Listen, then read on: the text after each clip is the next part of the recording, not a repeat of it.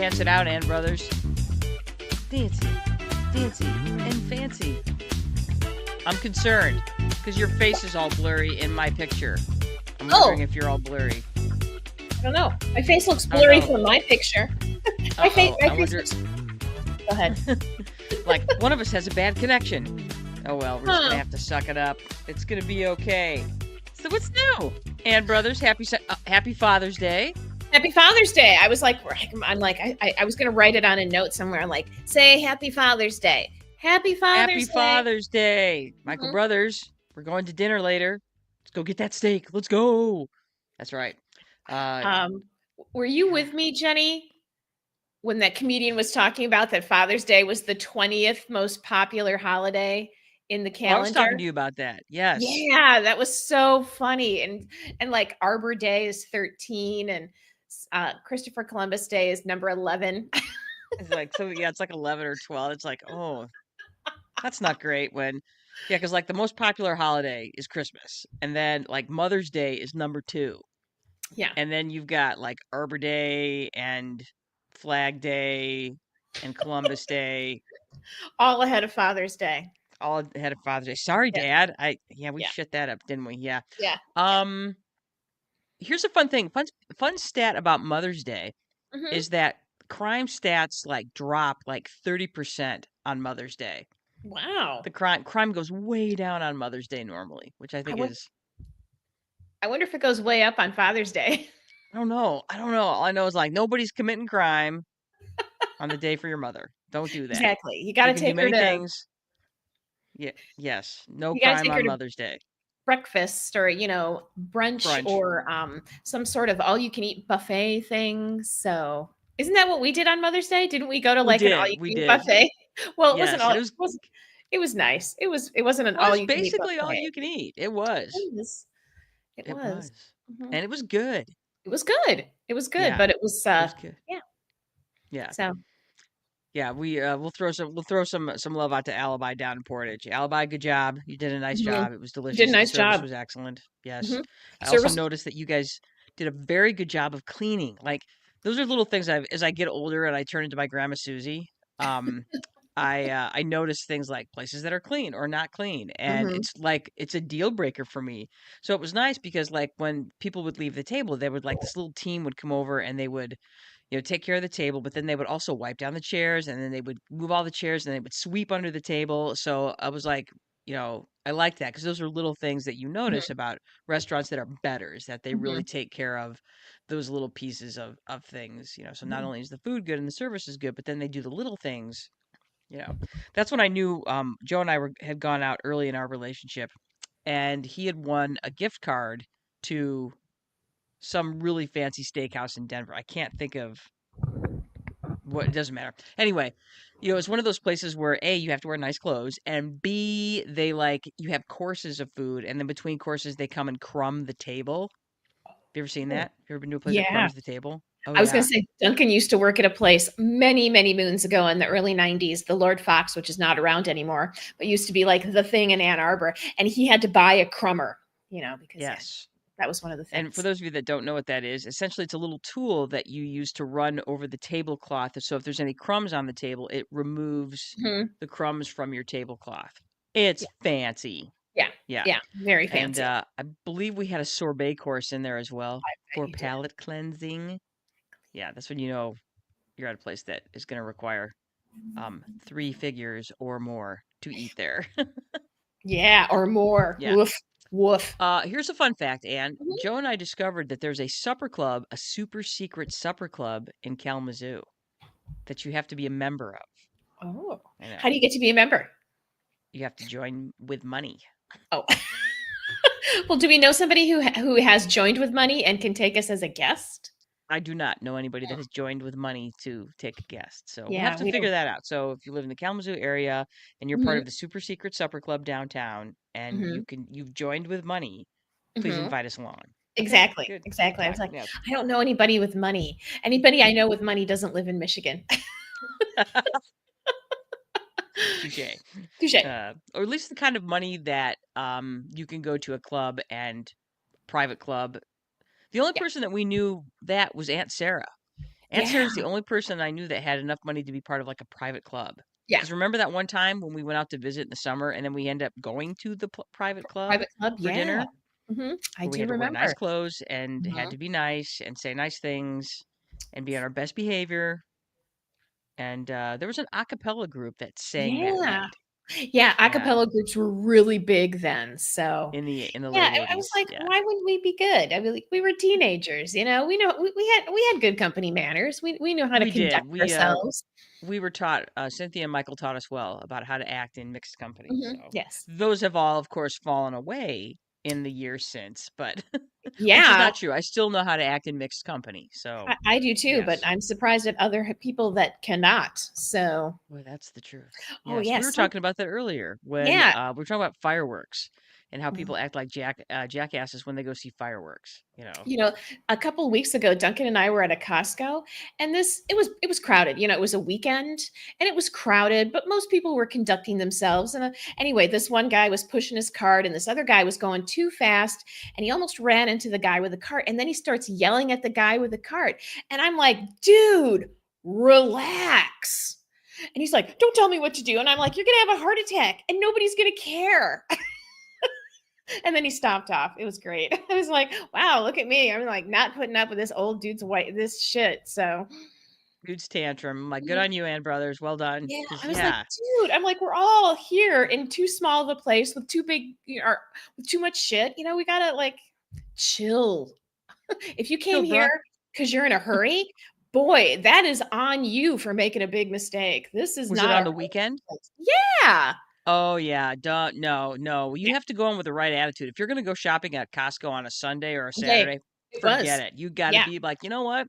I'm gonna chill. I'm gonna take my time. Yeah, I'm gonna eat that sample if there's any, because there's usually none, because there's usually hordes of people waiting for the samples. But Right. yeah, you got to know you're in for a rough day. So just be Yeah. cool, man. Just I'm be like, cool.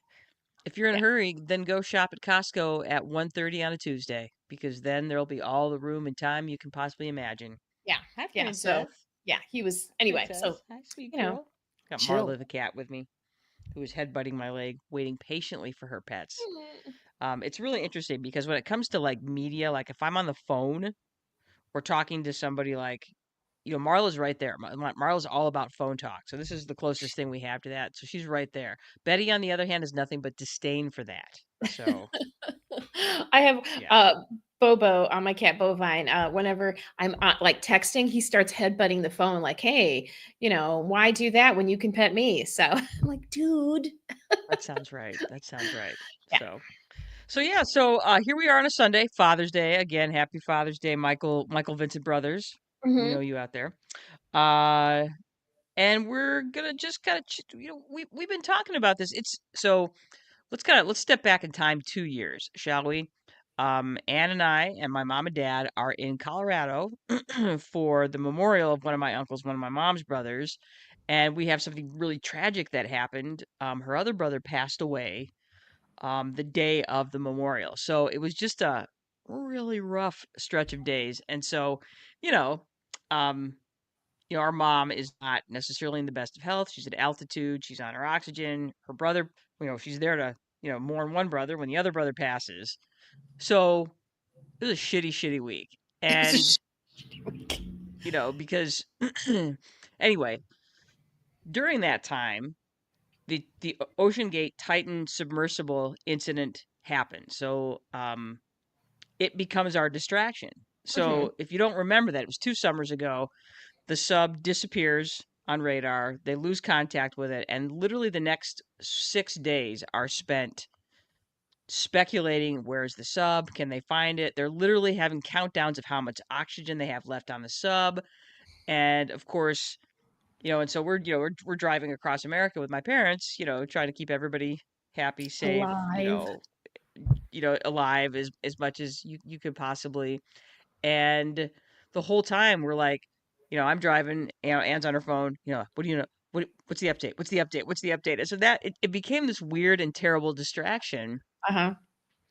And so this year, the Coast Guard has finished their investigation of the incident, and both the Discovery Channel and Netflix have released documentaries about the incident, because as we know now, the sub imploded. All 5 people that were on board imploded with it, and it really. So now what we're finding out is we're finding out a lot now about the why, and so this is kind of in the news again because people are watching these documentaries and they're learning just what a fucked up mess all of this is. So that's what we're talking about today. We're talking about the 2 documentaries, and we'll take you through a quick timeline. If you don't have time to watch the documentaries, we'll take you through a quick timeline of why this implosion was inevitable. Mhm. So, anyway, shall we get to it, Am Brothers? Yeah, I remember feeling guilty of like, I shouldn't be I listening, it's know. like, and then I was like, at one point, we were finally back in the Denver area, and I'm like, Jenny, let's turn on the radio and see if we hear any news about this. And she's like, yeah. And after that, we were like, no more apologies. It was such a terrible week. Yeah, that was a We tough didn't week. die in an implosion, but damn, was it a I hard know. week. Yeah, it was just, one of those just a shit time for lots of people. It So, was. yeah. So anyway. All right, so here we go. We are talking about the Titan submersible disaster today. We are looking at the 2 documentaries that literally came out within a week of each other. So you Mhm. had the Discovery Channel one, and then a week later you had the release of the Netflix one, and we'll kind of do a little compare and contrast and why you might want to watch one or both. So, all right, and you want to start us off with our introduction? Yes, I would like to Okay. welcome everybody or welcome you back. Uh, we are the Brothers Sisters. We are sisters. Our last name is Brothers. It's just too perfect, isn't it? So there you go. We're in our 50s, which means we're Gen X, which also means we know how to use a drinking fountain. You know, like there are kids nowadays that I work with. They're like have no idea. They just put their giant ass water cups into this, like state of the art, water And distribution center. Yes, I'm Jenny going to call a Brothers. 20-second timeout real quick. 20-second timeout. Um, can I just say for the record how much I fucking hate those giant metal cups? Can I just take a moment to say that because A, they're giant, B, all of them have them, and C, they cannot keep those fucking things upright. And nothing, I'm like, you'll be sitting there having some quiet time, trying to get some work done, having a test, whatever, having a quiz, and all of a sudden one of your students knocks that thing over and it's like a bomb goes off in your classroom because that's how fucking loud they are. Sorry. Triggered. Trigger warning. I hate them so much. So And anyway, honestly, I think they should be banned because I'm sorry, your kid should just be thirsty. Just be thirsty. You're going to be fine. Learn to deal with it. Hydrate between classes. water fountains. Anyway, so Jenny and I know how to use a water fountain without putting our mouths all over it.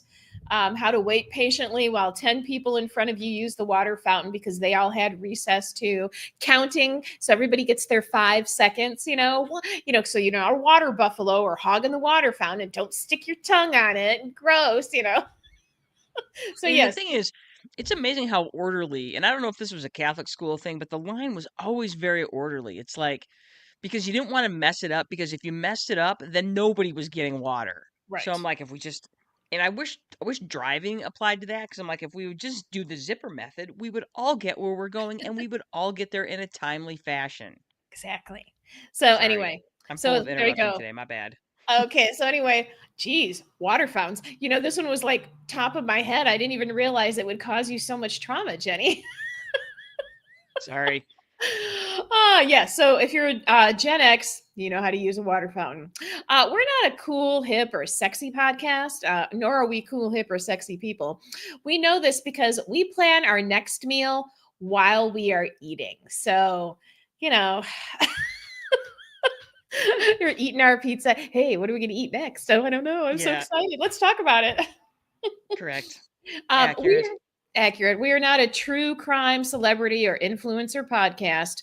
Why are all those still a thing? Why is that the only podcast you can seem to find? Or sometimes they're political, but right now I cannot stand a political podcast. So I know, and I feel guilty because I feel like we mhm. should be talking about a lot of what's happening in our country, but at the same time, I don't want to talk about what's happening in our country. Only in very small doses. Yeah, that's We're fair. good to listen to when you want to learn things about stuff or because there's still so much we want to talk about. I mean, honestly, people, we're really glad that you're here, but it's mostly so Jenny and I can just talk. um, That is a true this statement. Yeah, this podcast is not GPG or even PG-13, as you may have noticed with Jenny having her traumas vocalized out loud. So, and we're also today going to talk about some real stupid fucking idiots. So, yeah, we will not be able to contain our F bombs. You can join us on our website or Spotify, Apple Podcast, iHeartRadio, or Amazon Music. Like us, follow us, smash that bell, leave us a review, give us your feedback with our questions and answers and our polls. And you can ask Alexa to play us, and she will do it. And feel free to leave lots of comments. I mean, Cousin Joe is very good about leaving YouTube comments. So Is keep he? up the good work, Cousin Joe. Yes. Good job. So yes. Yeah, we love hearing from you guys. We would love to talk back. So yeah, let's go. Let's go. Hey, yeah. Yeah. Yes, that's correct. Again, Mm-hmm. you guys, you can find us and you can tell people to find us on Spotify, YouTube, Instagram, Facebook, Apple Podcasts, iHeartRadio, Amazon Music. And I don't know, there's this one Twitch or something, but I'm Oh, not, that's the video game one. I'm like, I'm not doing that. Or I don't know, maybe I am. I don't I don't know. know. I keep I'm not. thinking we're supposed to be on TikTok too, but It sounds like a lot of work. I know, but that's how you get uber famous. And I don't know if I want to be uber I famous. don't know. Hmm, After the I Paul don't know. Paul Rubens discussion we had last week, I was like, oh, I don't know I don't if know. that's a good The people thing. people who really use social media to make a living. Man, you were on social media then all the freaking time. All the time. I don't know if I want And to then do you have that. to put up with the commentary that people say about you, and it's not nice. Exactly. I So got that already in my head. I don't need you typing it or texting it or whatever you're doing. So I know I don't need you validating my inner demons. Thanks. exactly. Exactly. So never mind. My inner demons live rent free in my head, 24/7. Exactly. Yay! I don't need any trolls in there too. So of course, Jenny, we So are funny. middle-aged women, so nobody really has very much to say to us. Not really. No, no. It's fine. Anyway, all right. So let's talk about smart, dumb, and/or fun stuff that happened this week. Jenny, why don't you start? Okay, well, we spent last night burning stuff. So, Literally. so we're cleaning out our basement. And Joe and I have been carrying around, I don't know, like a dozen boxes of papers for 20 years. Oh, And some of it was close to 30, Jenny.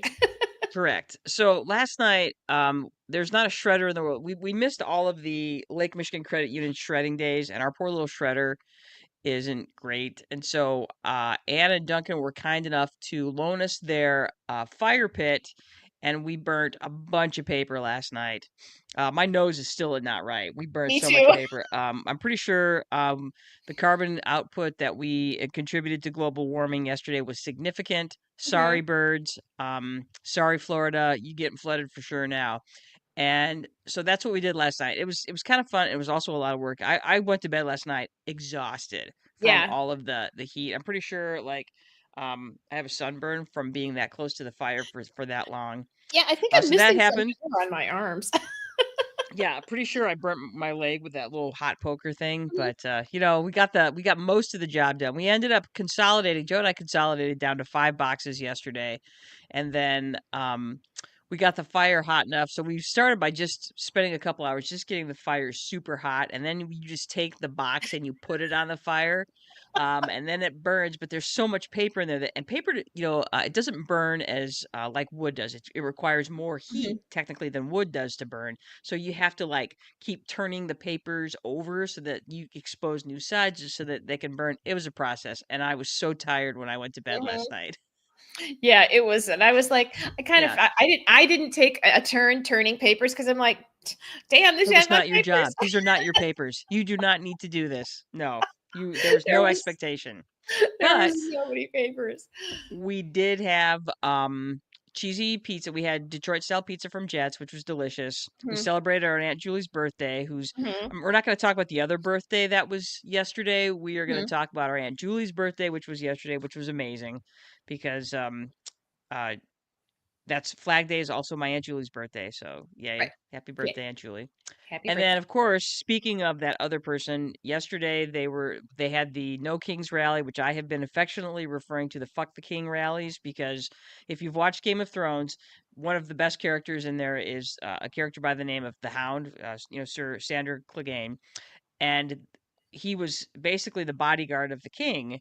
And at one point, he just chucks it. He's in the middle of this battle. He's afraid of fire because he's been burned by his brother, and he just looks at one of the characters and is like, "Fuck the king," and off he goes. And I'm like, yeah, that, and that becomes sort of one of his catchphrases.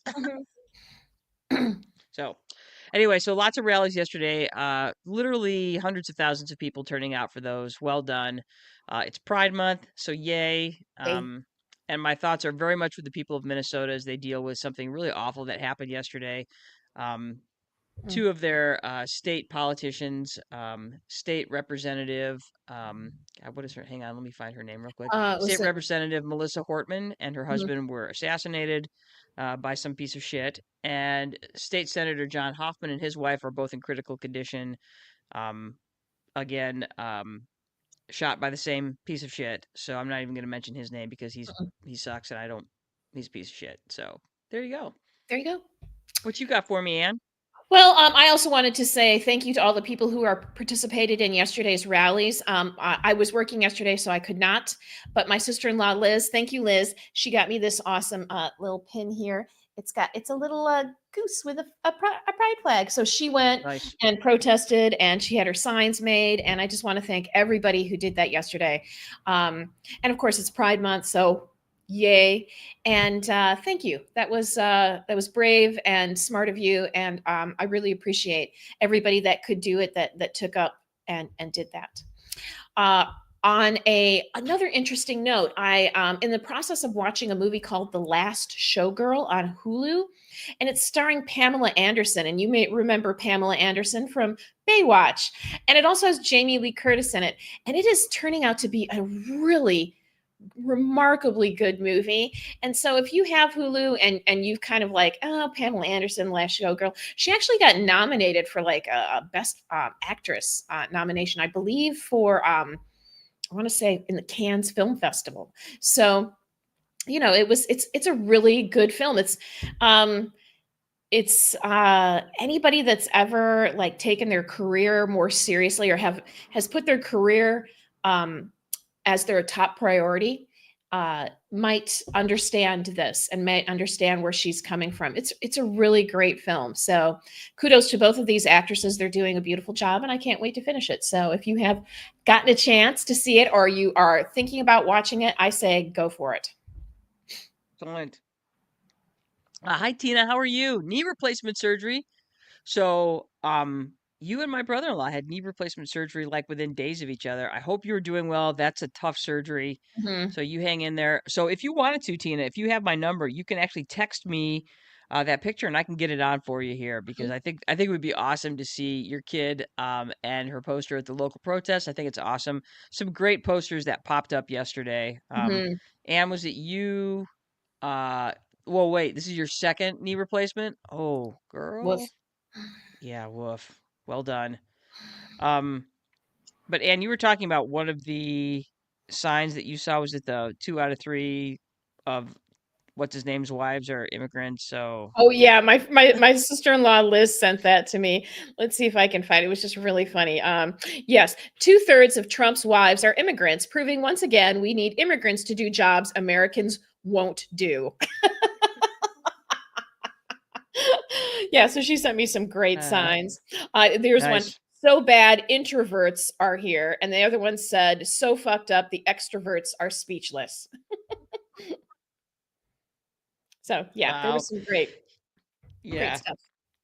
Yeah. Well done. Yeah. Go ahead, Tina. Messenger me those, and I will. I should be able to get it on from there. So well done. Up. I see that just came through.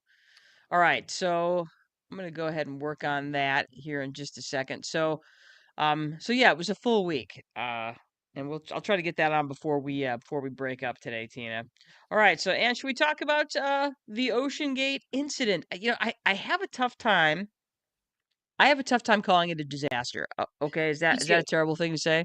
No, Yeah, because I even put that in our opening slide was that disaster with a question mark. And I'm like, as far as I'm concerned, yeah. this is not a disaster. And I'll talk more about that later. But the Titan, the Ocean Gate disaster, like Jenny said, there's a documentary from the Discovery Channel. It's also on Max. And then there's one on Netflix. Basically, a little rundown. In 2023, the Titan submersible run by Oceangate imploded near the Titanic site in the North Atlantic Sea.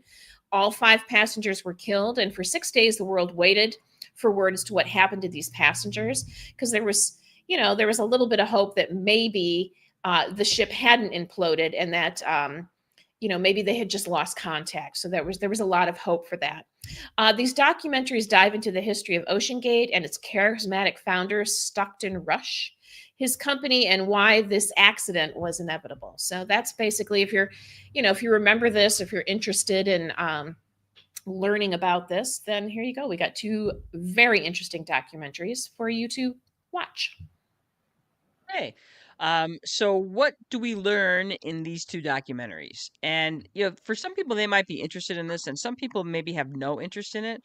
Mhm. Um, I actually found Well, of course, we talked about the fact that we had some stake in this as we were driving back from Colorado, and it became sort of this obsession. And we're not alone. People followed this very closely. This was a top story on all the news sites. This was a top story on social media. People were obsessed with learning more about what had happened down there. And these two documentaries are both in the top 10 for both Max and Netflix right now. Mhm. So, Ann, why don't you talk to us a little bit about Stockton Rush? All right. Stockton Rush was born March 31st, 1962. So he's a boomer. That's got to tell you everything right there. Whatever, He was boomer. born into ridiculous wealth. His mother was San Francisco wealthy, old San Francisco money. His father was old Philadelphian money. And I mean, so old that Stockton's ancestors, 2 of them signed the Declaration of Independence, Richard Stockton and Benjamin Rush. Look where he got his name. So, yeah, that's how we're talking generational wealth. It only skims the Doesn't surface. even describe it. We're Yeah. talking obscene wealth. He as he grew up, he wanted to be an astronaut. He's like he was gonna go to be an astronaut. So he went to Princeton, was a mediocre student, the way only super wealthy white dudes can be mediocre and still somehow, man, get everything they want. He Well, and this is became what an drives me. I'm gonna interrupt real quick. What drives me nuts about that is that you have all of these people talking about the man was a genius. He was a genius. I'm like, dude, that dude got C's at Princeton. Okay, yeah, yeah, good job getting to Princeton and getting C's. Nice. nice, good job. I got C's at Eastern. I'm not a genius. He wasn't a genius either. He uh, was smart, but not smart enough. right. You know what he Not the was, kind of Ann? what Cersei Lannister. He was Cersei Lannister. he was, smart Mm-hmm. enough to want, not smart enough to make it really happen. Mm-mm. He became an engineer who was surprisingly ignorant when it came to certain engineering concepts, and we will learn more of that. He was into venture capitalism, so damn if that doesn't tell you oodles right there. He married Wendy Well in 1986, and here's an interesting fact: her great great grandparents died on the Titanic. So here he is So very visiting. wealthy. So see, super fucking wealthy. He went on his first submersible ride and decided that that was his destiny. So instead of going into space, he was going to go into the sea, and he started the Ocean Gate with Guillermo Solin in 2009. And we don't learn too much about him because that dude was smart enough to get out in 2013. True. Ocean Gate was going to explore the depths of the ocean. So they marketed themselves as like a research institute, and they were going to use submersible tourism to pay for all their research that they were going to do. And there's really no evidence that they ever really did any real research. But anyway, that was their whole shtick, and it sold very well to other stupidly rich people. The submarine that was built to do this was made of carbon fiber. More about that later. Yeah, you're like, is that a good idea? The answer is short answer, no. Like I said, his partner left Oceangate in 2013 and rushed through his entire um, time, both as a venture capitalist and an engineer, and of course, as somebody who was fascinated and obsessed with submersibles. He always felt that there were too many laws and rules governing ocean exploration, and it was going to be his job to break the rules and burst all of this open so that more important research could be done, more discoveries could be made. He was going to break things and be the master of the ocean. Yeah, well, uh, he felt he had a lot to prove. He had, his relatives signed the Declaration of Independence, so he kind of had like, oh, I'm rich and white. I got to prove that I'm deserving of all my privilege, and so he kind of he did this, and it ended up getting 4 people killed. And it's amazing he only got 4 other people killed besides himself. So he had a lot of ego and a big chip on his shoulder. Basically, he wanted to be Elon Musk and Jeff Bezos, 2 American heroes. Except one South African. Oh, yeah, never mind. Except one's an immigrant. Huh. Oh. What? Whoa, what? Wait, what? That can't be. That can't be. Immigrants aren't white, right? Sorry. Probably going to get canceled for that one. Anyway. Probably. Yeah. So that's Stockton Rush. Overall, super rich dude and douchebag. Bag. Yeah. Or bag of D. Whatever you want to say. Whatever you want. Big bag of dicks. Anyway, Jenny, shall we continue? We shall. All right. Let's talk about the Titan submersible, the Calypso 2. Yeah, so it was he had a Calypso 1 that broke at depths. And so they built the Calypso 2, which was made out of carbon fiber with 2 titanium end caps, so one on each end. And the reason why he wanted to do this is because it was going to be lightweight, but really strong, so he could get more people stuffed into the submersible, sell more tickets, do more research. Also, the ends of these titanium ends have these big windows, so supposedly you could see more out of these out of this submersible than you could like a regular submersible, which are made out of titanium and steel. So all the other ones were made of titanium. Actually, he tried to buy one of his own, but there's so few on the market, he couldn't buy one. He had to build it. So I guess this was his shortcut. Carbon fiber is strong and it is lightweight. It's a stiff material. It is made from thin crystalline carbon filaments. It's just not ocean proof. It has never been used to construct a deep sea submersible until he did it. And his whole thing was like, I'm doing this because I'm stepping out of the box. I'm breaking boundaries. There's no reason why this couldn't be done. I'm an innovator. An innovator. Exactly. I'm breaking things and changing the world. So that was kind of his I'm different. Safety be damned. And he was very much a safety be damned sort of dude. And that's one thing when it's like your safety that you're putting at risk. I'm like, great, who cares? But he put a lot of other people's safety at risk for an idea that was only an idea. It was never it was never truly proven that this would work. And guess what? It fucking didn't. All right. So the titanium submersible was never successfully, the Calypso 2 was never successfully tested at depths of the Titanic site until they went down there. So he took people down there before it was actually tested. And when we're talking the Titanic site, we're talking 12,500 feet below the ocean surface, otherwise known as 3.9 kilometers below the ocean surface, otherwise known as 2.4 miles below the ocean surface. So the first time he went down that far was with other people in the sub with him. So he's like, oh, look, we didn't die the first time. I must be right. Fine. Mm-hmm. So you read that right. The prototypes all failed in their lab tests. So of course, Rush decided to move forward anyway. They all failed. Yeah. Yeah. And that's one of the things that you see in the Netflix documentary is you see them going through these lab tests of these smaller Mhm. little mini titanium hulls, or not titanium, carbon fiber hulls, and each time significant failures before they ever get close to Mhm. Titanic depths. Yeah. And you're like, "Oh yeah, that's shitty." That, and the thing is, the thing about carbon fiber is that carbon fiber was never designed for this. Carbon fiber was designed to make lots of sea level products lighter and faster and stronger. And you see it everywhere. You see it in boats, you see it in products, you see it in fucking softball bats, Mhm. you know, but you don't see people running around making, there's a reason nobody did this before, because theoretically, when you're dealing with carbon fiber, this isn't what you want. Essentially, what they do is they roll and roll and roll and roll and roll carbon fiber. So it's layer after layer after layer after layer of carbon fiber in order to make the hull of that sub.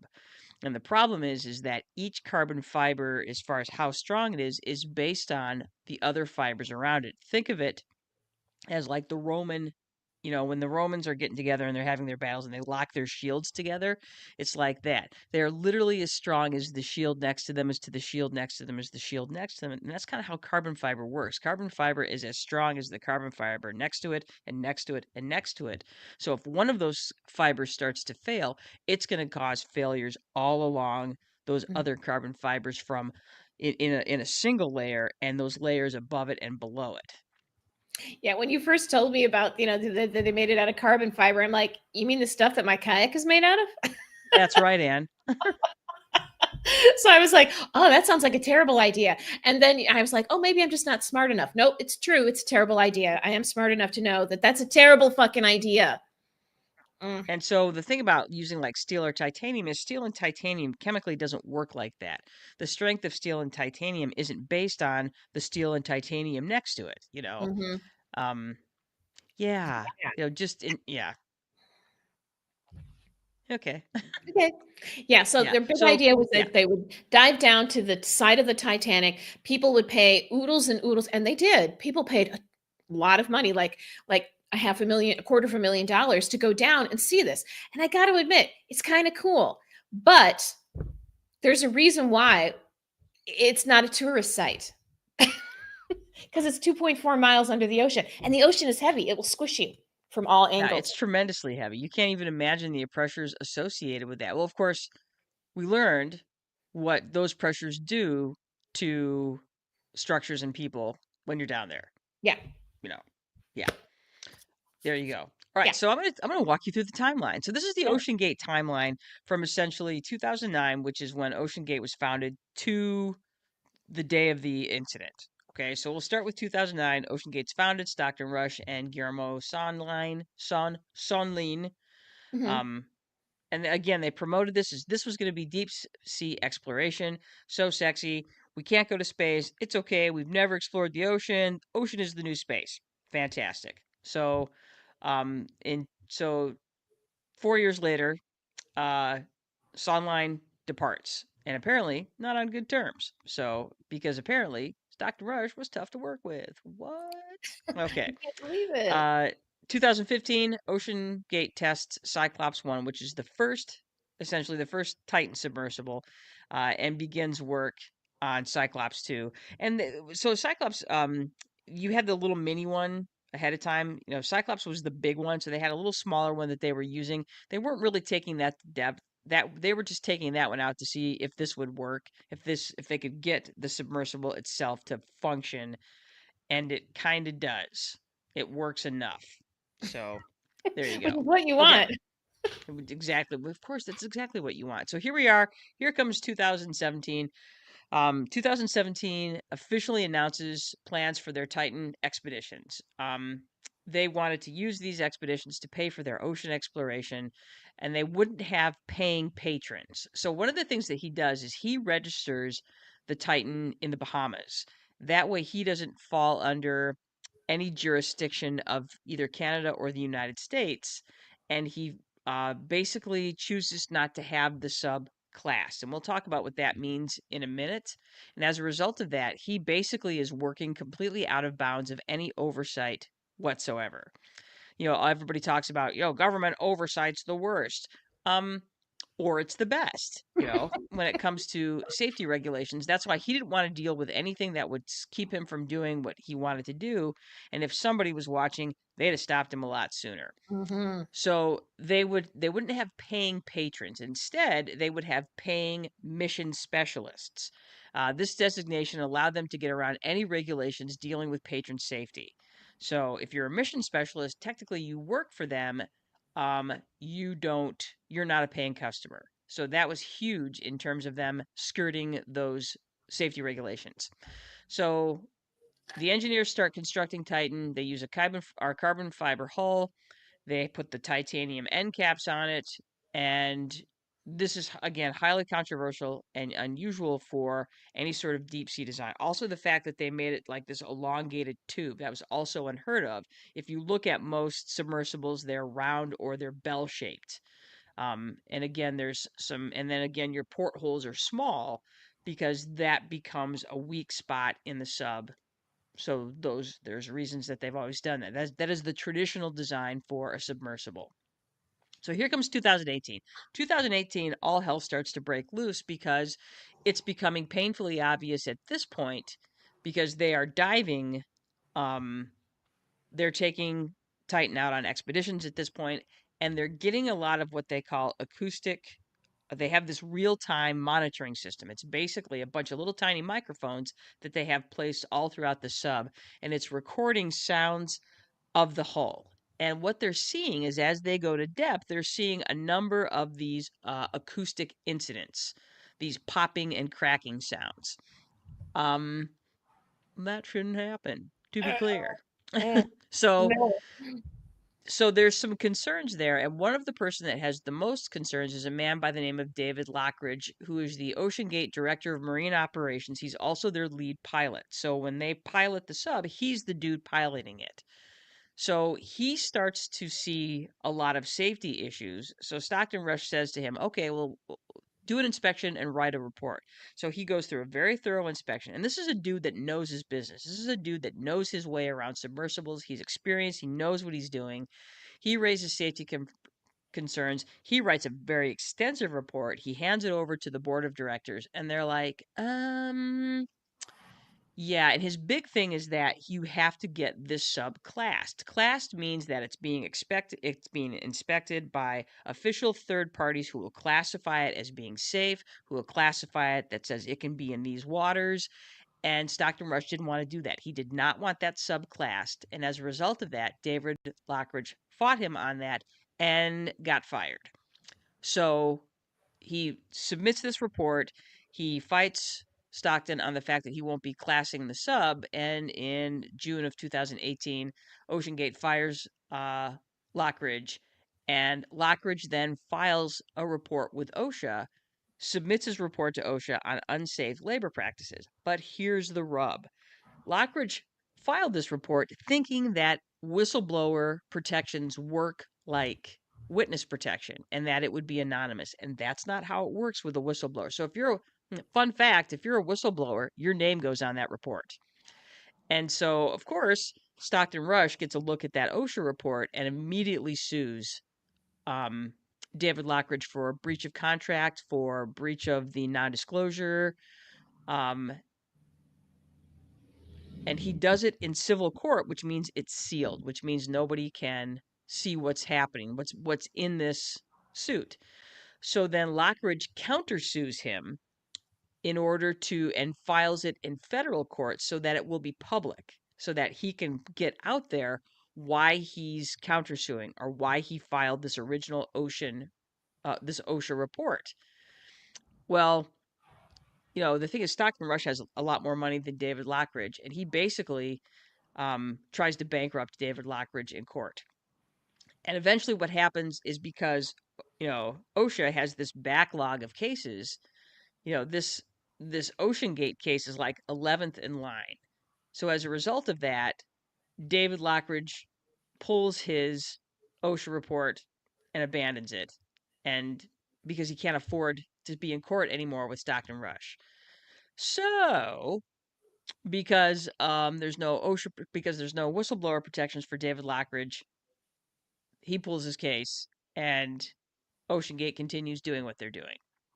So that the one guy that had an opportunity to stop Stockton Rush can't because we failed to protect him, because the feds failed to protect him um, when he stuck his neck out to try and keep this from happening. So it really sucks. That part made me really mad. That's in the Netflix documentary, and it will infuriate you because it's just so sick and gross. And yeah, we'll talk more about that as we get to the top 10 or the top 11 things that are eye opening in these documentaries. Okay, so here comes 2019. Lockridge is gone. They don't have a pilot anymore. So this is their main pilot. So for a while, Stockton Rush tries to become a pilot, and he fucks that up something awful for a while. He gets better at it, but for a while, he's really a mess. So they hire some, little girl named Emily. I can't think of her last name. I mentioned it later. Um, to try and be the new pilot. She's going to be the face of Oceangate. She's young, she's blonde, she's pretty, she's all the things you want for a young, hip, hot, innovative company. And she's like, here's the thing though, she had doubts as well. And they're like, well, why did you keep doing this? And she's like, well, it was COVID. I needed a job. So everybody else was losing their jobs. I had a job. I kept my job. And it's like, there you go. So, okay. So Titan, here it is, 2019, before COVID hits. Titan undergoes all these deep sea tests. Again, this happens despite the fact that they have never had a successful lab test of this carbon fiber hull. It literally has imploded every fucking time. And again, during one of these tests, the hull emits cracking sounds under pressure, and they actually find a crack in the hull. And they're like, oh, shit. So then, without really telling anybody in Oceangate, they're like, yeah, we're going to go ahead and just scrap this hull and do a whole new one. So Oceangate scraps the hull. They commission for a new hull. And um, at this point, Stockton Rush is pressuring his director of engineering, Tony Nissen, to become his new pilot. Okay. So Tony Nissen basically says, no, I am never setting foot in that submersible. The director of engineering is saying this. And so Rush fires him and says, yeah, this is all your fault. You're fired. So here he is. Basically, anybody that was in on the beginning of this is fired or has quit. So the new carbon fiber hull is ready. It gets delivered to Oceangate in late 2020. So let's jump to 2021. So um, Titan resumes its testing. Again, it has its first successful Titanic dive in the summer of 21. Yeah, everybody's a... However, the acoustic sensors are continuously detecting hull incidents, popping and cracking sounds, which are called seasonings. Oh, it's fine. The hull is just seasoning. Huh. Like with salt and pepper? Yeah, exactly. It was like, does it have like like a savory rub on it or something? Dry rub. Yay, dry rub. Yay, Oceangate dry rub lemon sub. Yeah. pepper. Mhm. Lemon pepper delicious. Uh, Yeah, anyway. Okay, so here we go. We jump to 2022 and Oceangate is they're really gearing it up now. They're starting to sell their tickets for $250,000, which is 40% higher than the previous season. So they've increased, so the pressure's on. At this point, Stockton Rush is losing money like it's his job. Oh, wait, it kind of oh, is. oh, it's kind And of is. so, as a Yeah. result of that, they're doing anything they can to try and recoup their losses at this point. So, they've upped their ticket prices to be a mission specialist. They complete several missions that season. So, they have 5 missions a season. A season is essentially the summer months because they're up there. You're in the North Atlantic. You're off the Mhm. coast of Newfoundland. It gets effing cold up there, and winter comes early. So they have a fairly short season. The goal is 5 missions, and in any one of these missions, they should be able to get to the Titanic. And they have a couple of successful missions. Um, there's a lot of speculation, though. There's a lot of noise that's starting to happen about this not being super safe. So there's a lot of, he's brought in a lot of big names to come on his ships. He gets Sunday Morning to come out there and do a show on it. He gets the dude from the Discovery Channel. I can't think of the name of it. They talk about it in the in the Discovery Channel documentary to come down. And there's just a lot of like, hey, this doesn't seem quite right. And the summer of 2022 is when they have Dive 80. And Dive 80 is significant. And they talk about it in both documentaries as being the beginning of the end. So Dive 80 happens. They get down to the Titanic. Everybody's patting themselves on the back. And on the way back up, when they're near the surface, they have a tremendously loud cracking, banging noise. And everybody's like, shit, what was that? Oh, nothing. These noises happen. Our French dude who's an expert says noises happen. So they end up um, being like, everything's fine. They have two more dives in the sea to end 2022. Dive 81 and Dive 82 take place, but the acoustic incident data from, if you compare Dive 81 and 82 to Dive 80, the acoustic incident data is really different. So let's take a look at that. Here it is. So this is the acoustic data from, oops, I spelled data wrong, from the three dives. If we look at dive 80, you can see how you've got some acoustic data with some spikes throughout the entire dive. And then, of course, they don't show it here, but because they wouldn't let me screenshot this. I had to actually just take a picture of it on Netflix. I get it. Copyright. Sorry. Not making any money on this, trust me. So, anyway, just sharing.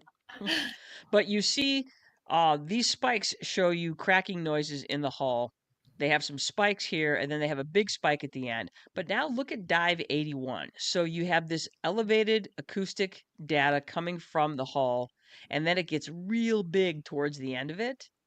And then if you look at dive 82, damn, that hull is screaming at that point in terms of the acoustic incidences that are happening. That's really damning. And when the Coast Guard investigators are seeing this, they're seeing dive 80. Whatever happened at the end of dive 80, it was the beginning of the end for that submersible. But here's the thing. Dive 82 was the last dive of the season. Oh, look, we have commentary. Let's see what the commentary says. Boop. Oh, Tina says that she's glad that we're sharing this story. We'll check out the pod later with the record. Yes. Yeah, it's the science in this is really great. It's so Mhm. interesting. I you can't yeah, I really loved this.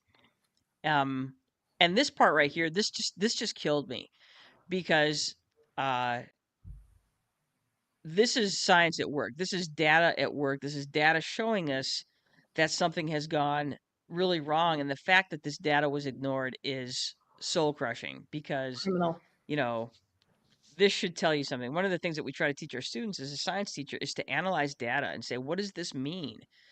This is significant. You have this massive change in data from one dive to two dives to its third dive, and it's the fact that they did not um, have anything to do with that. It's just shameful. So anyway, okay. So again, 2023 comes and they start the new season. July 12th, the first expedition of the season takes place. And that expedition includes a kid named Jake Kohler, who's a YouTube scuba influencer. And he was all jazzed about this, all set to take place. They get him in the sub, they drill him in. And that's the other thing is that you can't get out of this sub by yourself. You literally are screwed into this sub. Um, and that's it. There's nobody you cannot get yourself out of the sub. You have to be taken in and out of the sub. Anyway, this YouTuber is part of this crew. They get down in there. They're in the water for about 2 hours, but they keep not. They had a tilt incident that happened early in the dive. They're having electrical issues. They're having communication issues, and the dive ends up getting scrubbed. And because it was kind of late in his expedition, he doesn't get to dive. So his expedition is over, and they start on the 16th. They bring in the new crew for the second expedition of the summer. That is they're going to be doing dive 83. So the new crew comes on June 16th. On June 18th, dive 83 is launched, and dive 83 is the dive. So that dive includes Dr. Rush, Hamish Harding, Paul Henry, I can't pronounce his last name, Nargeolet, who and Henri Nargeolet is a really interesting character because he's an older gentleman, is a legend in the submersible dive industry. The dude knows his business, and he he went on many of these dives.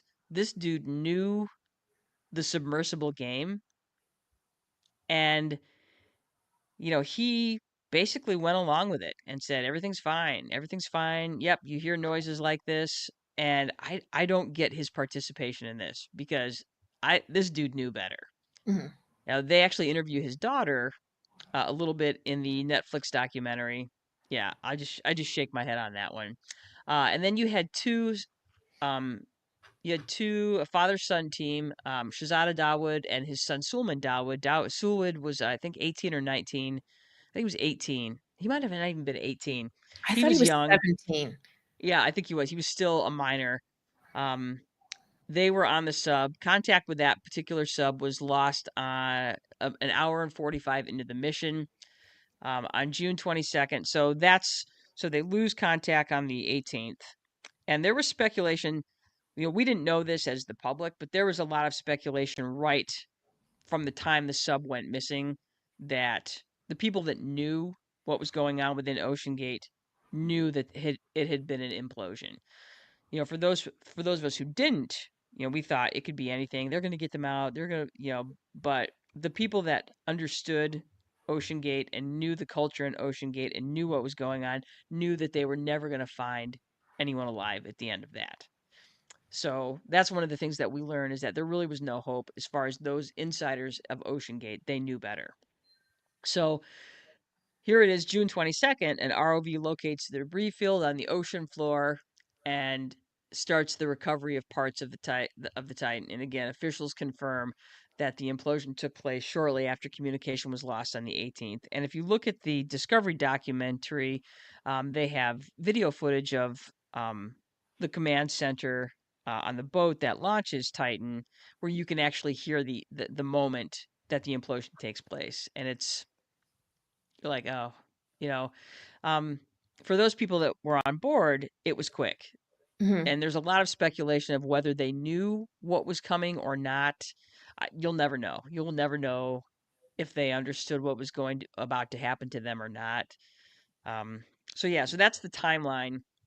And again, there's that acoustic data that shows you that dive 80 was really the critical dive. That was the dive that put them over the edge. One of the things that we see in these documentaries, and they talk about the fact, and this is what David Lockridge was really concerned about, is that they never tested a submersible unmanned to failure. And what he meant by that is that they never tested how often they could keep doing this. They had this acoustic data that showed them these delaminations, which is what they call these weak spots, but they never gathered the data so that it could tell them the when. All they knew is that it was happening, but there was at no point were they able to say it's going to be this many dives after, or it will be this many feet after. So they really were going down there blind. That kid, that YouTuber, they interviewed him in the Netflix documentary, and that dude knew that if they had gone down when he went down, he'd have died. Mm-hmm. He was one weather system away from death. And you could, you can see that he knows that, because he starts crying. He's like that. So, and the problem is, a kid like that, he doesn't know what he's doing. He trusts that the people that are running this have his best interests in mind. And that's the one thing we learned about Stockton Rush, is that he had nobody's best interest in mind. Mm-mm. Nobody's. Yeah. Not even his own. That's the Yeah. part that's shocking to me, is I'm like, not even his own. Mm-mm. So, anyway, here's 11 things that will blow your mind in these documentaries. Are you ready for this list of 11 things that will blow your mind, Ann Brothers? I am Jenny Brothers. Okay, number 11. Rush told his lead engineer he'd gladly spend $50,000 to ruin somebody who opposed him. That's why his lead engineer, after he got fired, didn't do what David Lockridge did, because Stockton Rush told him what he was going to do to David Lockridge, and Mm-hmm. he did. So there you go. There's one. Number 10, Rush said that he would buy a congressman to get out of trouble. So he was not worried about that. Here's the thing. He could have easily bought a congressman. Yes, congressman. I'm talking to you. Exactly. Number 9, The lack of protection for whistleblower David Lockridge. That really opened my eyes, and it really makes you not want to stick your neck out because Mhm. there's no protections for you if you are a whistleblower. You're fucked. So good luck with that. Number 8, Rush's statements about how safety is a waste of time when it comes to innovation. He felt that innovation was the most important thing. Everything else be damned. Mhm. And again, he more than proved his point on that. That he Mhm. really again had no regard for anybody's life at all. Number 7, the designation as passengers as mission specialists is a way of getting around passenger safety regulations. I'm like, that is slick, sly motherfucker. I swear. Yeah. Yeah, Yeah. not Gross. cool. Yeah. Number 6, eye-opening things or things that will blow your mind is the number of Oceangate employees who expressed concerns and were fired as a result of expressing those concerns to Rush and his inner circle. His inner circle was a cult. That's the thing that you walk away from and like, oh, Oceangate was a cult. And it's Mhm. amazing what we'll do for a cult. We're seeing it as a nation and we saw it as a culture in Oceangate. And that's what Tony Nissen says at the end of the Netflix documentary. He talks about the fact that this was a cultural failure. And it was, for sure. Number 5, Dive 80. Damn. They had the data. They had everything they needed to stop what they were doing and start over. And they didn't do it because they ran out of money. Mhm. Number 4, how close the YouTube kid came to dying in that submersible. Again, if not for a weather system, that kid would be dead and he knows it. So, yeah. Number 3, Rush wanted his finance director to become lead submarine pilot, though she had no pilot experience and she quit soon after. That was a woman by the name of Bonnie. I can't, her name is on the next couple of slides here. Yeah, she didn't last because she figured out pretty quick that I'm like, why are you asking me to do this? This is something I am grossly unqualified for. Number 2, after the 2022 season, they stored the submersible outdoors in the winter in fucking Canada. Yeah, that was Mhm. really. People don't store their boats outdoors in the Yeah. wintertime. Or there a lot of people try not to store their car outdoors. Their car outdoors in the wintertime. That's why we have effing garages. Mhm. This dude took a multi-million-dollar machine and stored it outdoors because he couldn't afford to send it back to Everett, Washington, which is where its home was. So there you go. And this is the number one things that will blow your mind is the prototype carbon fiber hulls failed every lab test. And this wasn't just one or two tests. This was Mhm. several tests. And they Mhm. still built the sub and dove it to depth with passengers and crew. And this is the thing that drove David Lockridge to file his to call for an inspection, file for his report, and then go to OSHA. It was because of this right here. He knew after he couldn't believe it. He was like, oh, after they failed yet another lab test, he's like, obviously we're not going to go forward with this. And then they did. And then he's like, whoa, that was the breaking point for him. So there you go. Mhm. All right. One more thing that should absolutely blow your mind about this whole thing is why it's important to talk about and think about the Oceangate incident. It's more than just billionaires that went to the bottom of the ocean and died. It's that how willing we are as a people to excuse terrible behavior in the name of being the genius innovator. Because you guys, the genius innovator is not interested in what comes next. The genius innovator is just, look what I did. I did this thing. I broke this thing. I'm a genius innovator. Pat me on the back. Give me my due. They don't give a shit about what comes next. Obviously, we see it Mhm. over and over again. So, and this is a really good example of that. And then this is how you end up with Elon Musk in the White House making policy. Yeah, he's out of favor with the orange a-hole, but the damage has been done, and we're not going to undo that damage anytime soon. Mhm. So it's this sort of thinking. Um, it's not just about a bunch of guys, 5 guys dying at the bottom of the ocean trying to go see the Titanic. This is much bigger than that. This is organizational culture gone to hell, Mhm. organizational culture for one company, and also organizational culture for an entire nation. And um, yeah, Yes, Jenny Brothers? yeah. So there you go. So those are the things. That's why this is. Yeah, I thought a lot about this on the car ride yet to your place yesterday and on the way Mhm. back. It's like there's something about this that really an itch in my mind I couldn't scratch, and this is it right here. This is the itch I couldn't scratch. These two bullet points right here. So, um, yeah, it was a cult. Mm-hmm. Be on board or be out. I mean, Mm-hmm. that's kind of feels like where we are as a nation, but hey, whatever. Okay, Anne, your opinions. We're way over time here, and I actually got to go. So let's Wind give this me up. your yeah. Okay. So my first opinion is that this wasn't a disaster. It wasn't even a tragedy, because a child was involved. It is sad. Otherwise, it would be just pathetic. Because just because a person has money doesn't make them smart, and money can't keep a person safe. Money can keep you safe, but not always. God, leave the Titanic alone. There's no reason to go down there. Just leave it alone. The ocean It's a is grave. even more dangerous than space, people. Surprisingly, most people think space is more dangerous. I'm like, no, there's nothing in space. The ocean is full of stuff. All billionaires, all billionaires should be encouraged to use carbon fiber submersibles in the North Atlantic.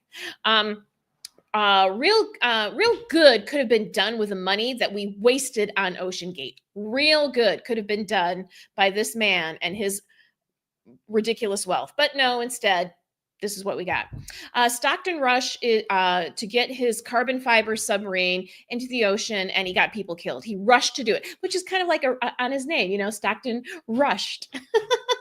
Yeah, he rushed to get it into the ocean, and he got people killed. He got himself killed, and he got people killed. It was such a, yeah, pathetic. This whole Yeah, thing was pathetic. agreed. Yeah, so it's only a matter of time before we do this again because we just keep Mhm. doing this over and over. And again, continuously boggled by billionaire vanity projects. I can't even imagine, how many times has Musk and Bezos been to space? How much good could be done with the billions of dollars that are being thrown at these projects? It just kills me.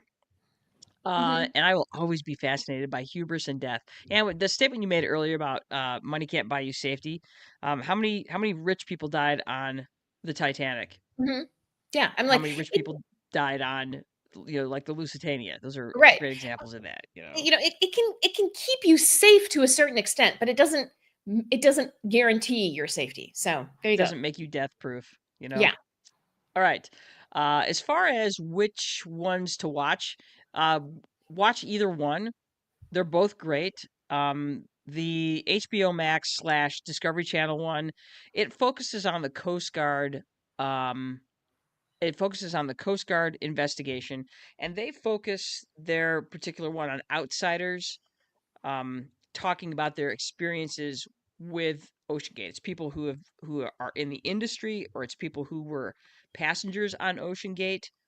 Um, and like I said, it focuses on the outsiders. I thought the HBO one was very worthwhile.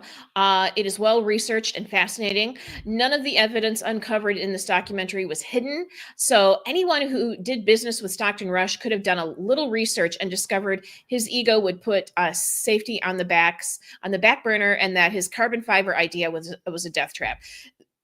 We didn't learn anything that was, it's not like, it was like all hidden away or something. Like, this was all out in the open.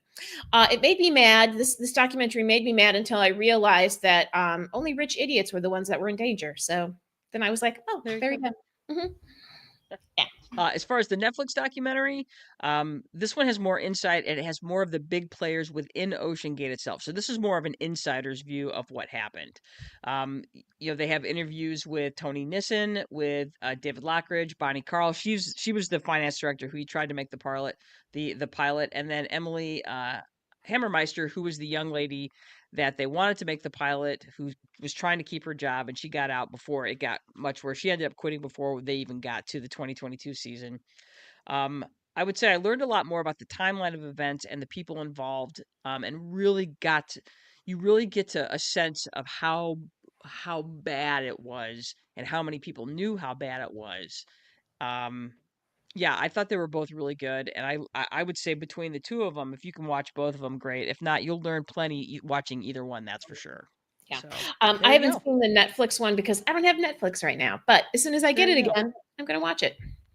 Feel excellent. I know. I actually Mhm. got Netflix again just so I could watch it because I really wanted to watch it really bad. Oops. All right. All right. Well done, everybody. Yes, we went extra long this time, but we had much to say about this. Who knew? But what are you going to do? So thank you for spending the hour and 10 minutes with us.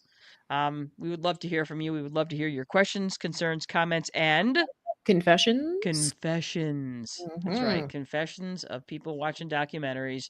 You guys, please join us next week. Again, don't forget to follow, like, subscribe, YouTube, Spotify, Instagram, Facebook, Apple Podcasts, iHeartRadio, Amazon Music. Ask Alexa to play us. And join us next week when we talk about the film 28 Years Later, the much anticipated sequel to 28 Days Later and 28 Weeks Later. Let's go. We're going to go watch it next week, and then we'll tell you all about it. We will give you our official review. Anyway, gotta turn on the music. It's time to go. So we talk too long, and I got to get to Father's Day dinner. Let's go. Go, Jenny Brothers. Indeed. So, hey, you guys. I am Janice Brothers. With me is my sister. And brothers. That's right. And we want you to get out there and do something smart, do something fun, do something dumb. No submersible. We're out of here.